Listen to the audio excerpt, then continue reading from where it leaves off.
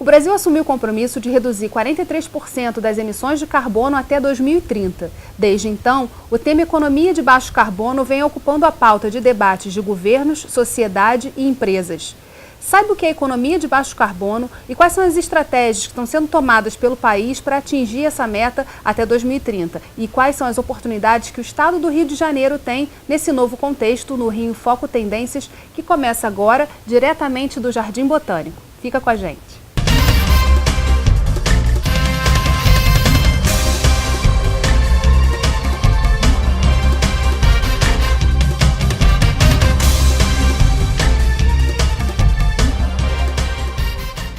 O Rio em Foco entrevista o presidente do Jardim Botânico, Sérgio Bessermann. A economia de baixo carbono se fundamenta em um modelo em que indústrias e setores produtivos buscam minimizar as emissões de gases de efeito estufa. Nos próximos 15 anos, há muitos desafios a serem vencidos. Vamos ver na matéria. Economia de baixo carbono, as energias do futuro e os desafios da cidade. Esse foi tema do debate realizado no Parque Tecnológico da Universidade Federal do Rio de Janeiro. Durante o encontro, especialistas apresentaram os principais desafios para o Brasil se tornar um exemplo internacional baseado na baixa emissão de carbono e quais as próximas medidas que precisam ser adotadas, além de reduzir o número de materiais e energia. A gente tem um desafio enorme que é como suprir também, né, a demanda de energia, ofertar energia para uma grande parte da nossa população, porque o Brasil ele ainda está em crescimento, né? Então a gente tem que continuar a aumentar, né, a oferta de energia, de serviços, de produtos para uma parcela da população que não tem ainda esses produtos. O que a gente tem basicamente, né, no país em termos de emissão de carbono são 3 setores principais: a agricultura, energia e desmatamento. O desmatamento tem reduzido, está sendo controlado, então está sendo administrado. Agricultura e energia, que a gente realmente tem aí um desafio grande. Como a gente vai aumentar, né, a nossa temperatura média do planeta de qualquer forma, aliás já aumentou pelo menos 1 grau, isso implica não apenas reduzir as emissões de carbono, que é a mitigação, mas também implica em estratégias de adaptação. Segundo o professor do Instituto de Economia da UFRJ, Edmar de Almeida, as indústrias de óleo e gás ainda têm um longo caminho a percorrer. Faltam políticas petrolíferas que impulsionem esse processo de transição energética. A transição energética que está acontecendo nesse momento, que foi acordada na COP21, ela ainda é muito lenta, no sentido de que ela tem uma agenda de mudanças tecnológicas e regulatórias ainda muito difícil, o que significa que se mantivermos o status quo dos acordos atuais, ainda teremos uma transição que vai levar muitas décadas, para muito além de 2040, né? Nesse horizonte, né, a indústria do petróleo e gás, né, é uma indústria que continua tendo um papel importante, né, na matriz energética mundial. No caso do setor de geração elétrica, essa transição está sendo mais rápida, né? Hoje, cerca de metade da expansão da capacidade elétrica mundial ela já é feita com renováveis, né? Mas no setor de transporte, né, essa participação dos renováveis ainda é muito pequeno. Hoje está em torno de 3% e nós vamos chegar a uma participação em torno de 7% em 2040. Isso vai requerer acordos internacionais e também discussões em cada país sobre quais são as políticas para você avançar nesse processo de transição. Para as próximas 2 décadas, é esperado que os investimentos em energias fósseis caia para 30 bilhões de dólares, enquanto os investimentos em energia de baixo carbono, nuclear e renováveis aumentem cerca de 140 bilhões de dólares. A relação com a inovação é a chave para essa mudança de paradigma, criando novas soluções para velhos problemas. Olha, acho que a gente deveria estar investindo mais em outras fontes renováveis, né, que a gente praticamente ainda não utiliza, como solar, eólica, até que está aumentando bastante, mas solar a gente ainda está muito incipiente, e também num padrão de consumo mais adequado. Com as mudanças climáticas já é domínio científico completo que precisaremos ter um futuro carbono neutro, ou seja, que as emissões sejam de alguma forma compensadas, sendo capturadas. Ou seja, a forma que nós vamos viver no futuro será totalmente diferente. Então precisamos investir em novas tecnologias e aqui o Centro Tecnológico e o Rio de Janeiro tem esse potencial. Sérgio, quais são os desafios para o Brasil na economia de baixo carbono? São desafios de manter o trabalho de redução do desmatamento até chegarmos ao desmatamento zero da Amazônia. São desafios na área de energia, tanto a produção de energia elétrica como a energia de transportes nas cidades. E há um desafio que é ao mesmo tempo uma oportunidade. A logística brasileira, a infraestrutura brasileira, ela é muito ineficiente. Então nós temos que mexer nisso para reduzir o custo do Brasil, para ganhar eficiência, para ganhar competitividade. Simultaneamente ela é muito porca, ela é imunda. É um país continental que transporta carga com caminhão a diesel, principalmente.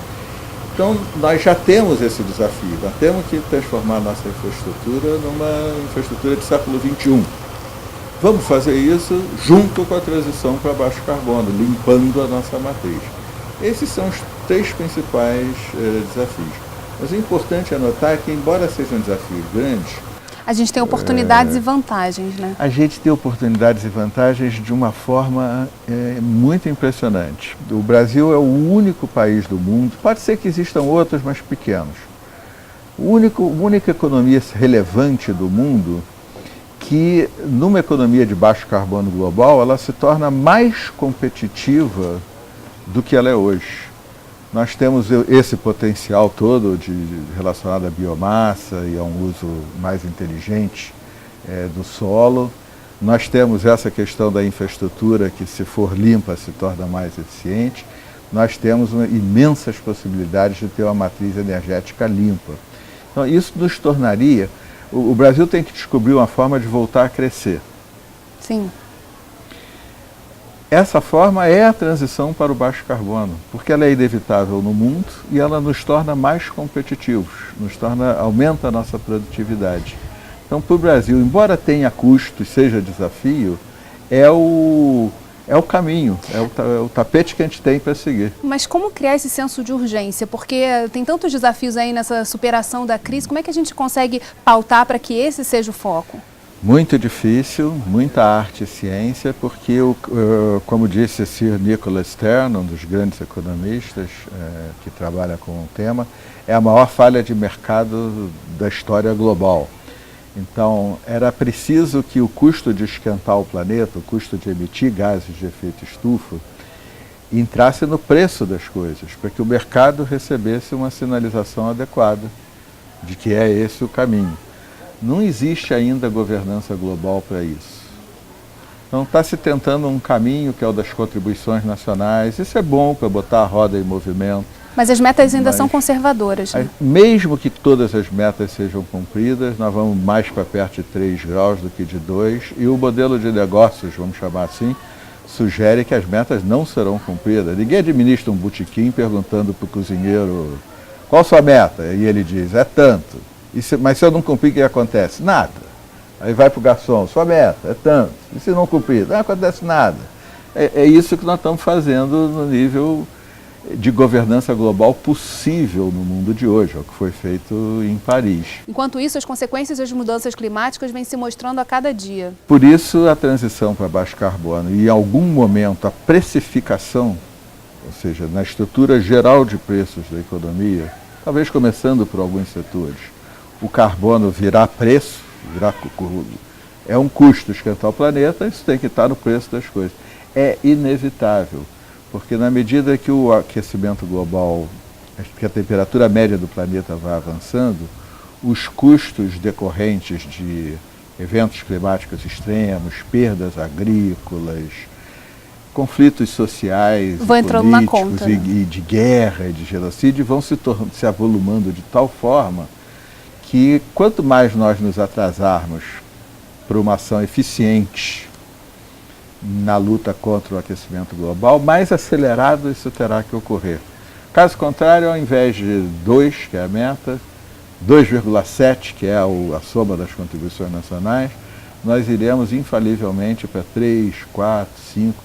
Isso parece pouco, mas assim, 2 é o limite do perigo. Então não faça aquela curva a mais de 100 km por hora, porque você vai cair da ribanceira. 3 é 50% acima. Significa que nós vamos fazer a curva a 150 km por hora. A população mundial não vai aceitar isso. E é muito risco, né? É muito risco, é muito elevado. Os custos chegam antes, não precisa tudo na média subir. Um evento extremo já faz. O mar vai subindo devagarinho. Um dia a média terá subido meio metro, mas muito antes disso, uma ressaca já pegou os 10 centímetros que o mar subiu e transformou num desastre em alguma grande cidade do planeta. Então, em algum momento, a economia de baixo carbono se tornará inevitável. Caso contrário, custos, como você disse, serão muito exagerados. Para o Brasil, essa é uma boa aposta. É uma aposta, pode ser que o mundo prefira arder, mas essa é uma excelente aposta, porque nos coloca numa inserção competitiva na economia global. A gente vai mergulhar na precificação do carbono no próximo bloco com a socióloga e ambientalista Aspásia Camargo. Fica aí.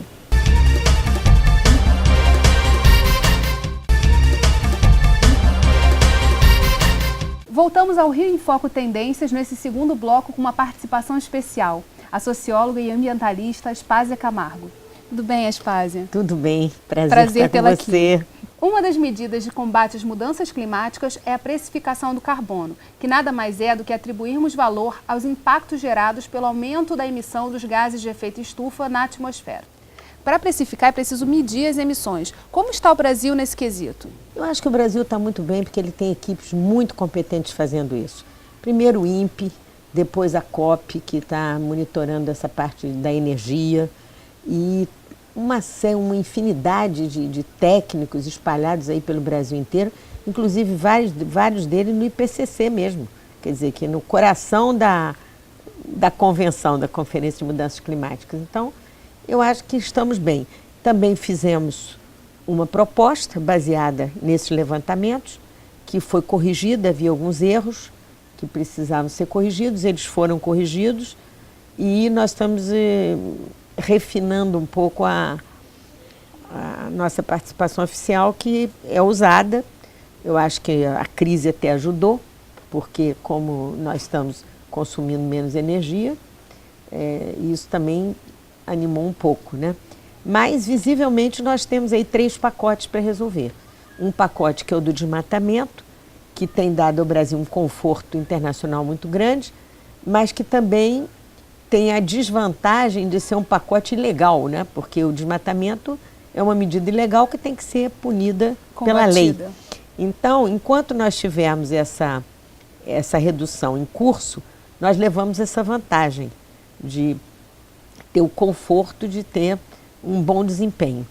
E o segundo pacote é o uso da terra, que o setor agrícola brasileiro, inclusive o de exportação, assumiu até como uma forma de garantir a sua competitividade internacional, Embrapa e tudo isso. Então, nós podemos fazer um bom trabalho nessa área. E a terceira é energia, transporte, tudo que diz respeito à energia. E que é realmente o carro-chefe das mudanças climáticas. No mundo inteiro, a energia é o grande problema. E nós temos vantagens competitivas, comparativas também, por ter aí o sol a nosso favor. Nós temos, mas não usamos, né? Exatamente, isso foi falta investimento, né? Isso foi terrível, porque nós temos também uma participação muito grande da água, né? Das hidrelétricas, que também nos deu um conforto histórico extraordinário, mas isso está acabando e nós estamos, de fato, sujando o nosso modelo energético. Ultimamente é o que nós fizemos. E o que é mais grave, nós viramos de costa para eólica, para solar e corrigimos a tempo. Agora estamos começando a levar mais seriamente essas duas variáveis que são privilegiadas no Brasil, tanto o vento quanto o sol, né, que nós usamos muito mal. Então, eu acho que a própria evolução internacional, o uso do carro elétrico, que já é uma realidade em vários países e que a partir de 2020, 2022 vai ser quase que exclusivo, isso é um exemplo para o Brasil. E, sobretudo, eu tenho me batido muito pela questão do transporte de massa, o metrô, porque, na verdade, é muito bom quando você tem um tema popular como é hoje, né? A pauta em defesa do metrô, e que junta as duas coisas, né? Junta o abatimento das emissões e junta o conforto da população. Aí ficamos perfeitos. Todo esse debate sobre mobilidade ajudou muito a impulsionar a discussão. Sem dúvida, e eu acho que nós devemos levar isso mais a sério, porque eu vejo que nós estamos num momento de grande mudança. A primeira é que, com a Conferência de Paris, cabe agora aumentar a consciência das pessoas sobre os fatos pequenos da vida que têm esses efeitos tão catastróficos. Eu acho que essa consciência não pode ser mais a do terrorismo. O mundo vai acabar, nós vamos ser queimados vivos no fogo do inferno. Não, nós vamos corrigir os nossos erros, né? Nós vamos mudar a maneira de lidar com a natureza e nós vamos, sobretudo, acabar com os combustíveis fósseis, que já tem agora uma data para o enterro, que é 2050. Então, isso dá um conforto muito grande para fazer uma pauta nova. E a segunda questão, que eu acho que é a mais espetacular, digamos assim, é o fato de que a economia começou a absorver as lições da ecologia. E aí a revolução funciona. Aí passamos realmente de um modelo de combustíveis fósseis, como saímos da idade da pedra para a idade, né, do ferro, e agora vamos entrar na idade da descarbonização e, portanto, de modelos energéticos múltiplos, complementares, integrados e fora completamente da economia do petróleo, que foi a que provocou toda essa calamidade, a do carvão, evidentemente. Então, isso é que eu acho que é sensacional. E aí nós vemos que, graças ao Brasil, nós tivemos avanços no Acordo de Paris, que o artigo 109, que é quase a conclusão do acordo, fala no valor econômico, social e ambiental da descarbonização. E aí você tem realmente um reconhecimento de que nós poderemos trabalhar agora as matrizes econômicas que poderão levar a esse processo de mudança na economia. Falando especificamente da matriz econômica, como precificar o carbono? A questão do valor do carbono, da tonelada de gás carbônico, ainda é um tema que está em discussão, né? Fala-se de $30, o mínimo $200, para começar a entrar nesse... Mas na verdade, aí voltamos à sua primeira questão, o que vai ser a base desse cálculo, dessa precificação, é qual o prejuízo que nós vamos ter se não fizermos nada, se essa conversão não for feita, né? Quais as calamidades que vão acontecer e quanto elas vão custar. Agora já estão as equipes brasileiras contando uma coisa em torno de 150 bilhões de reais para o que pode acontecer daqui até 2050 na costa brasileira. Se não fizermos nada. Aqui na costa do Rio de Janeiro. Na costa do Rio de Janeiro, perda de imóveis que vão ser, atingidos pela mudança do nível do mar. Então, esses cálculos os economistas já estão fazendo. E eles vão fazer isso a nível mundial. E aí nós vamos ter o tamanho do prejuízo que vai nos permitir precificar.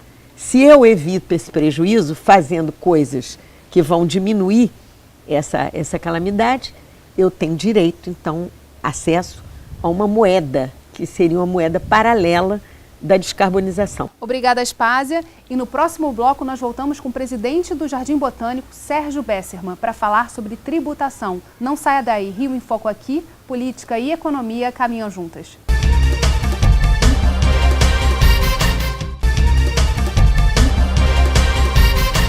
Estamos de volta com o presidente do Jardim Botânico, Sérgio Bessermann, só que dessa vez para falar sobre como a tributação pode contribuir com a agenda climática do país. Nós entrevistamos o economista Bernard Api, que falou sobre o tema. Vamos ouvir. A discussão sobre tributação de carbono no Brasil costuma olhar só para o lado do impacto negativo. Obviamente, se eu criar um tributo sobre carbono e não compensar isso com a redução de outros tributos, eu vou ter um impacto positivo sobre a emissão de carbono e um impacto negativo sobre outras variáveis econômicas, como emprego, produção e até mesmo a competitividade da economia brasileira. Agora, se a tributação de carbono vier compensada por uma redução de outros tributos no mesmo montante, e se essa redução de tributos foi feita de forma inteligente, é bem possível que o impacto econômico seja positivo e não negativo.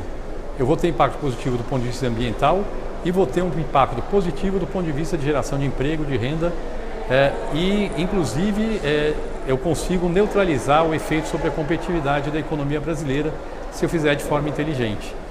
Portanto, o que é importante nessa discussão é entender que a tributação do carbono não tem como objetivo aumentar a carga tributária.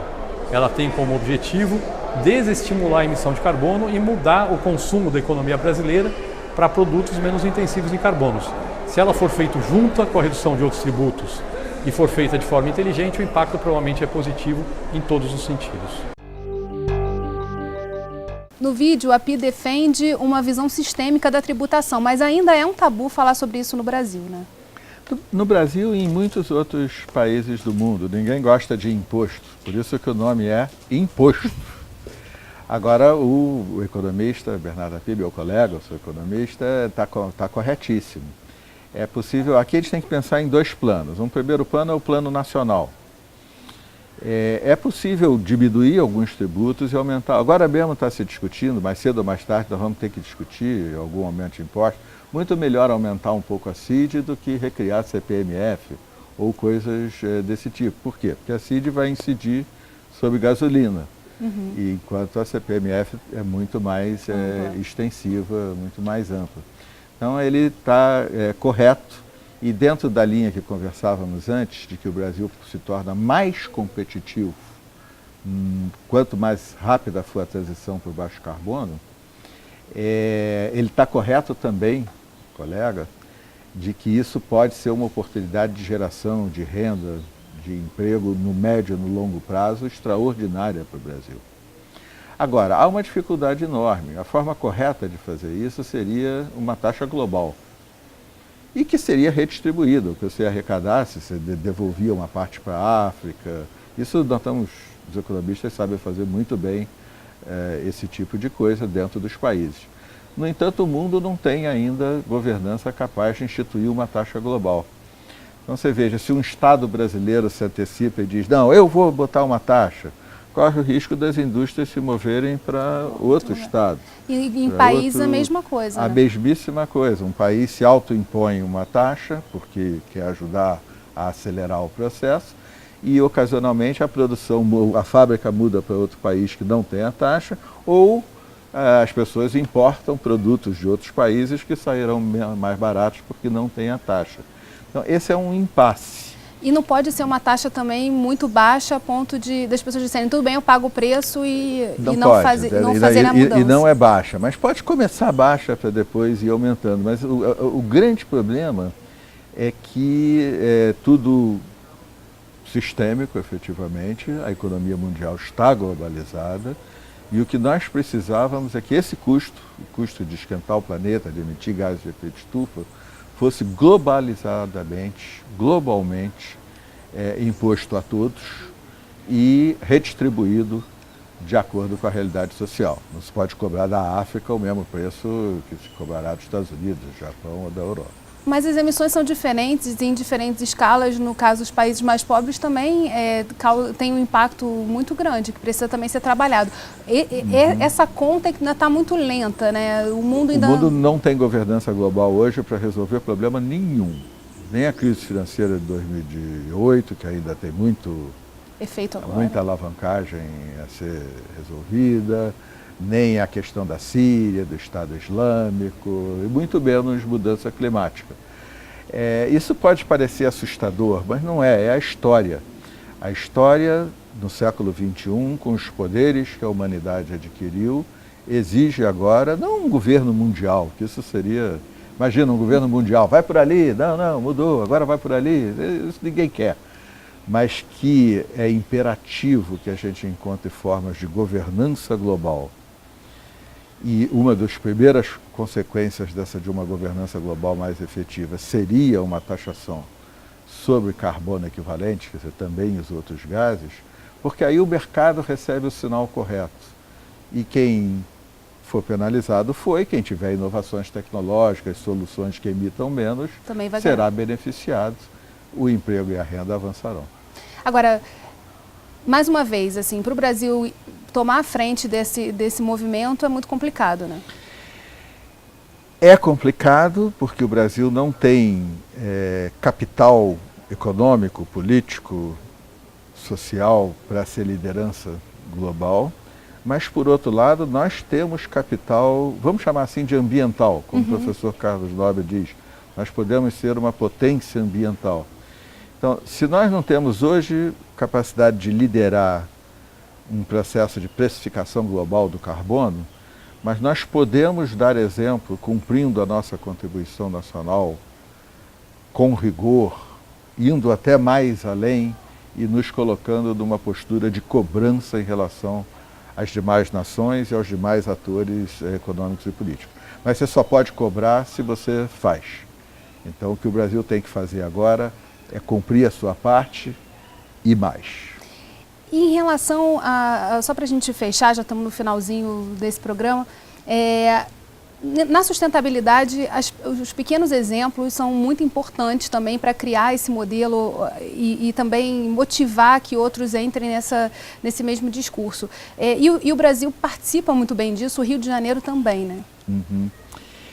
Essa é um pouco o que os cristãos chamam de testemunho. Não adianta você ficar cobrando dos outros se você não dá o testemunho de que você está fazendo, que você considera aquilo correto. Nós temos uma boa contribuição nacional, podia ser mais ambiciosa, mas comparada dos outros países, ela está na primeira fila. Nós temos muitos atores sub-regionais, como a cidade do Rio de Janeiro, outras cidades que colocaram em lei também, cumprindo suas metas de redução. Acho que podemos avançar, porque a questão energética do setor de transportes poderia ser regulamentada na direção de baixo carbono, ou seja, em algum momento todos os ônibus serem elétricos. Começa pelos dos BRTs, dos BRS. O ônibus elétrico, além de não esquentar o planeta, não faz mal à saúde e não faz barulho. Então a eletrificação torna a eficiência energética muito mais possível. Então nós, nessa área de transporte urbano e transporte de cargas, aí transporte de cargas pensando mais em logística, mais navegação de cabotagem, mais hidrovia, ferrovia, nós poderíamos ser mais ambiciosos. Ganhar velocidade nesse processo. E do ponto de vista de cada indivíduo, a sua contribuição é muito importante, tanto no testemunho, tanto fazendo eficiência energética, economia de água, um consumo que não seja ostentatório, um consumo consciente no sentido de consumir o que precisa, o que é bom, mas também fazendo política.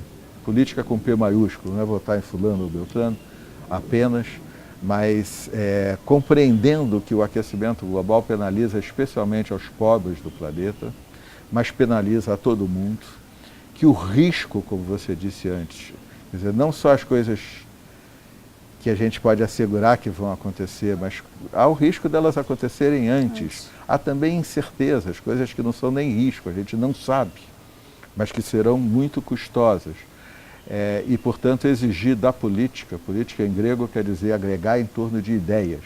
Então, que a política seja capaz de transformar mais as coisas na direção de uma outra civilização. Nós temos que abandonar a civilização dos fósseis para a civilização do baixo carbono. Bem, infelizmente, nosso programa está chegando ao fim. Obrigada, Sérgio, e obrigada a você que ficou com a gente até agora.